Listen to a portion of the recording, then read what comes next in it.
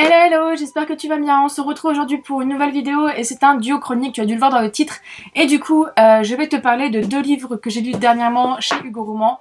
C'est Le Marchand de Sable, la saison 2 et Brillant Université, le tome 2. Et voilà, et en fait c'est que je me rends compte que c'est que des tomes 2. Donc du coup, ça va être compliqué de pas en parler sans spoil, mais on va essayer. Enfin, quoi que celui-là, je peux t'en parler en spoil, enfin, sans spoiler le tome 1 on va dire. Mais celui-ci, ça va être compliqué. Bref, on va voir. Donc du coup, par lequel va-t-on commencer? Comme d'habitude, c'est toujours... On va commencer par Le Marchand de Sable. Ouais, on va commencer par celui-ci.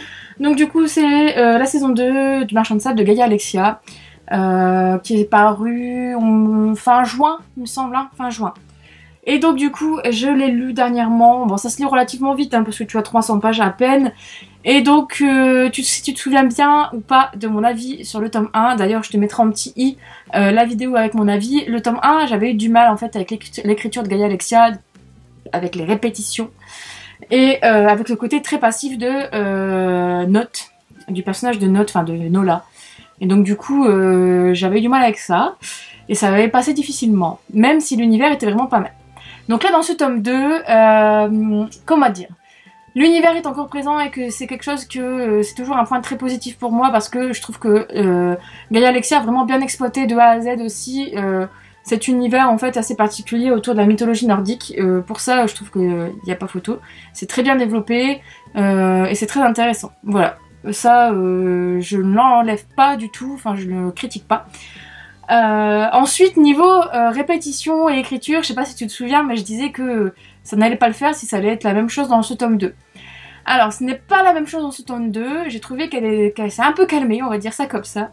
Mais il y a quand même toujours certains passages où, au lieu d'utiliser il ou elle, elle utilise le surnom du personnage pour, je sais pas, admettons, je sais pas, sur la même page, tu peux avoir Main pris la main de Nola, nanana. Et puis t'as Main a pris ma main, nanana. Puis juste après t'auras comment dire, t'auras est-ce que tu vas bien, me demande le Marchand de Sable.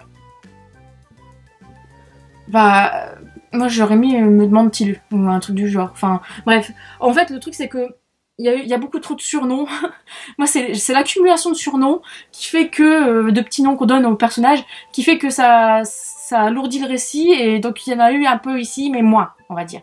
Surtout pour pour Nola qui appelle Main, qui n'appelle plus trop le Marchand de Sable.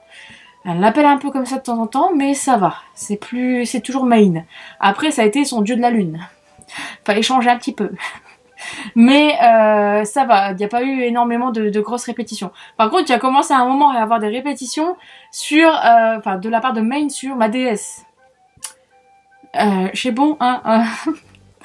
On sait que c'est une déesse. Enfin, en fait, moi j'ai un peu de mal avec les surnoms, avec les petits noms doux. Enfin voilà, c'était un peu compliqué sur ça.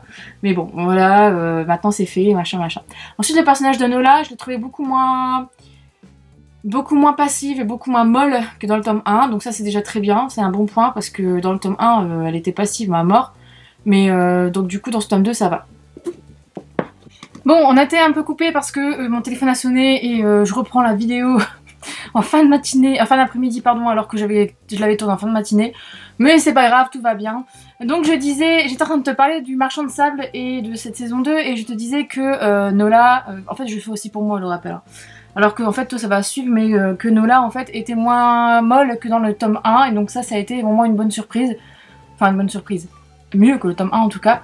Et c'est ce que j'attendais en fait, c'est une bonne surprise en fait, c'est ce que j'attendais. Hein. Donc ça d'un côté c'est très bien. Après, comment dire, au niveau de la fin, bon s'il y a quelque chose de prévisible, hein, en fait à partir du moment, il y a certaines pages où tu te dis bon bah oui ça va se passer comme ça, et ça va se passer comme ça. Donc c'est sympa, mais voilà, tu t'y attends quand même un minimum et tu te dis, en fait, il y a un moment où toutes les connexions de ton cerveau se font et tu t'y attends et tu l'as, et puis voilà, tu le devines, Donc globalement, moi, cette saga, en fait, le truc c'est que cette saga m'a fait dire, entre guillemets, en fait j'avais demandé cette saga parce que j'aime beaucoup, enfin je voulais découvrir une romance fantastique autour de la mythologie nordique, parce que c'est quelque chose que j'apprécie énormément et qu'on ne trouve pas souvent pour moi, enfin que je ne lis pas souvent en tout cas, et là en fait j'ai bien aimé ce côté là, Mais malheureusement, moi, l'écriture de Gaïa Alexia, ça passe pas, et je ne lirai pas d'autres livres de cet auteur. Voilà, c'est clair et net. Je ne lirai pas, je vais pas me pencher sur d'autres livres de cet auteur, ça sert à rien, parce que ça m'énerve trop en fait. Les répétitions, moi, ça m'énerve. Voilà. Donc je ne me pencherai plus sur cet auteur, mais en tout cas, à savoir quand même que je trouve ça quand même osé et bien fait quand même d'avoir récupéré d'avoir adapté un peu la mythologie nordique pour nous et dans une romance comme ça. Ça, c'est tout à son honneur. Voilà.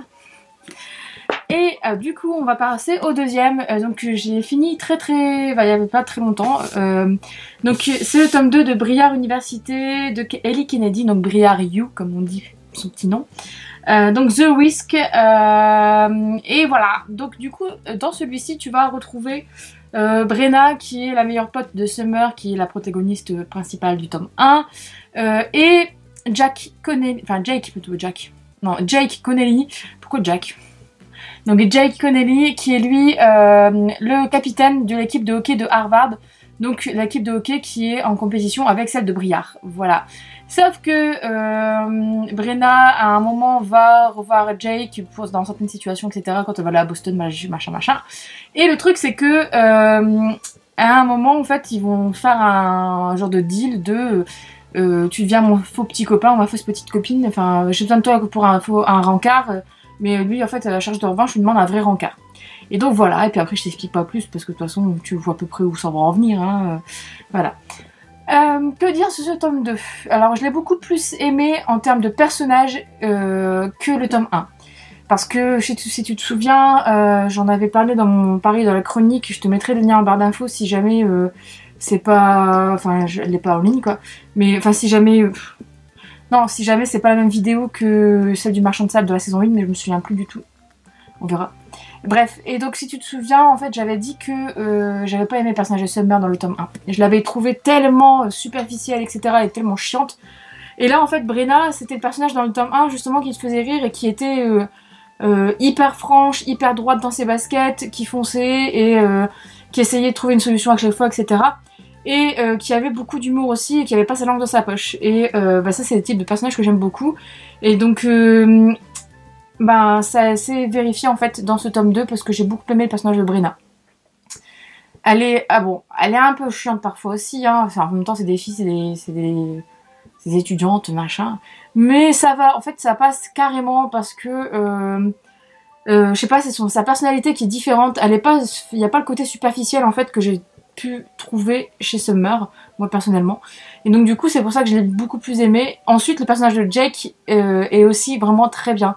Je trouve que le personnage de Jake, c'est pas mon chouchou hein, parce que je préfère Colin quand même, mais le personnage de Jake en fait j'ai trouvé hyper doux et hyper compréhensif, etc. Et un peu linéaire quand même dans le fond, hein. Un peu voilà, parfait petit ami, etc. Mais assez mignon en fait, et puis avec quand même du caractère, etc. Mais c'est vrai que Brenna prend quand même aussi toute la place. Encore une fois, j'ai l'impression que les filles sont très présentes en fait dans cette saga, enfin dans son spin-off. Donc c'est pas plus mal, mais d'un côté, voilà, des fois c'est un peu au détriment des garçons. Mais Jake, après, il n'y a pas plus, en fait, j'ai l'impression qu'il n'y a pas plus à savoir sur lui. Donc voilà, c'est l'impression en tout cas que j'ai eue. Ensuite, au niveau du fond et comment enfin si on peut se comparer ça à Off Campus, comme dans la saison 1, moi je trouve que on n'est plus sur les mêmes sujets très... dans Off Campus, comme j'avais dit, il y avait vraiment des sujets hyper difficiles pour certains personnages. Il y avait des sujets traités assez hard, quoi. La maltraitance, le viol, etc. Chose que là, dans les 2 premiers tomes de Briar, on les voit pas. Bon, il y a un peu de drogue, etc. Mais c'est pas quelque chose qui impacte clairement le personnage principal, alors que dans Off Campus, un peu plus, quoi. Et je sais pas, soit j'ai l'impression qu'Ellie Kennedy elle a utilisé toutes ses cartouches, ou soit c'est juste qu'elle veut faire quelque chose de plus léger et c'est aussi tout à son honneur, elle fait ce qu'elle veut. Hein. Mais c'est vrai que si on veut comparer, c'est incomparable. En fait, Off Campus c'est vraiment quelque chose de différent par rapport, je trouve, à Briar. Même si c'est toujours un plaisir de retrouver l'univers, de retrouver les hockeyeurs, etc. Là j'ai bien aimé parce qu'on avait un match de hockey, on suivait vraiment un match de hockey du point de vue... de Jake, alors que dans le tome 1 on n'en suit pas un, ou sinon c'est des entraînements, je ne sais même plus. Mais en tout cas j'ai bien aimé ce passage, je trouve que c'était cool d'avoir ce point de vue là, etc. Et enfin forcément vu que Jake est le capitaine de Harvard, il y avait plus de point de vue, enfin de ce point de vue plus de hockey aussi, hein, logique. Mais voilà. Sinon à côté de ça, bah... j'ai toujours pas eu la réponse à ma question du tome 1 sur Summer et Colin. Donc du coup ben, je me dis soit le tome 1 a été bâclé et voilà, ou soit on aura ça à la fin de la saga. Sachant que là le tome 3 sort le 12 septembre de ce que j'ai pu voir. Et le tome 4 je sais pas si on aura, je sais pas. À voir, je pense qu'il y aura peut-être un tome 4, hein, mais je pense qu'il n'est même pas encore écrit en anglais. Donc putain, je suis là comme ça avec mon livre. Mais je pense qu'il y aura un tome 4, mais je ne suis pas sûre. Hein. Mais en tout cas, on n'a pas de nouvelles pour l'instant, donc on verra bien. En tout cas, ce que j'ai bien aimé, il y a un personnage là qui apparaît et qui est secondaire, hein, c'est Rupi, qui apparaît pour Hollis. Alors peut-être que ce sera le tome 4, leur tome à eux deux, mais... En tout cas, ça a été un personnage hyper... J'ai envie de découvrir ce personnage parce qu'elle est complètement folle. C'est un personnage complètement foufou, un peu à la Hazel dans Comment ne pas tomber amoureux de Christina Loren. Et c'est vraiment un personnage comme ça et j'ai beaucoup aimé ce personnage et le peu qu'on le voyait. Et je suis vraiment curieuse de voir ce que ça va donner du coup dans les autres tomes. J'espère que dans le tome 4 ça pourrait, parce que le tome 3... de ce que j'ai pu voir, c'est sur Hunter et je ne sais pas qui du coup, parce que en fait, vu que... Ouais, bon, bref, je te dis pas, sinon je te spoil, mais c'est sur Hunter dans le tome 3, et là, pour une fois, Hunter, lui, ne veut pas se caser. Donc là, il va pas courir après quelqu'un. Donc bon, après, généralement, il court pas après quelqu'un, enfin, c'est quoi que s'ils veulent, ouais. Bref, donc on verra bien. J'ai hâte de te parler du coup du tome 3 et de voir ce que ça va donner, parce que ça change des schémas classiques, en fait, des new romances comme ça. Donc on verra bien. Donc voilà, j'espère que cette vidéo t'a plu. Je suis désolée pour la petite coupure. J'espère que ça se verra pas trop. J'essaie de tout faire pour que ça se voit pas au montage. Mais en fait, j'ai pas pu reprendre après, etc. Enfin bref, problème logistique. Mais n'hésite pas à me dire du coup si tu as lu un de ces deux livres, est-ce que tu en penses, comme d'habitude en commentaire, etc. Et puis du coup, bah, je te dis à bientôt pour une prochaine vidéo.